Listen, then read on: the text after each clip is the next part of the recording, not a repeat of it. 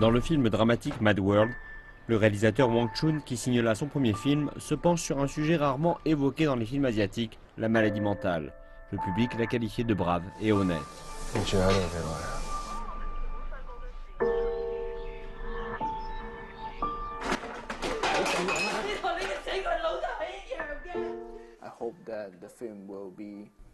J'espère que le film sera une chance pour eux de mieux comprendre la situation réelle de la maladie mentale plutôt que de créer une stigmatisation ou des étiquettes pour les patients. J'ai pris conscience de cela si jamais nous dramatisions tout et aussi de quelle manière.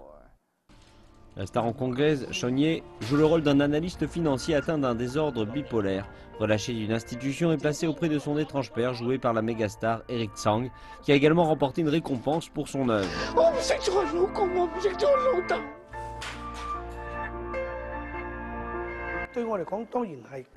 Cette récompense a même encore plus de sens pour moi désormais. Pas juste car je suis un réalisateur ou un artiste, mais parce que j'ai bien agi et pu aider la jeune génération de cinéastes. Donc je suis très fier de cette récompense, je suis très heureux. Je suis ici au centre Lincoln où Mad World fait partie des 57 films présentés lors du 16e festival du film asiatique.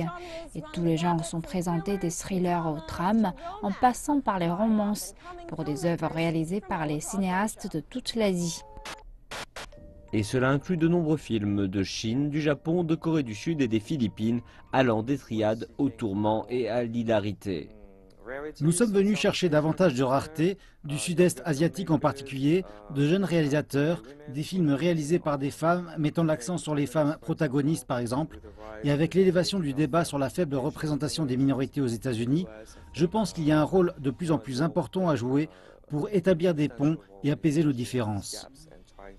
Le Festival du film asiatique de New York, désormais dans sa 16e année, a été largement salué pour permettre la reconnaissance de cinéastes asiatiques.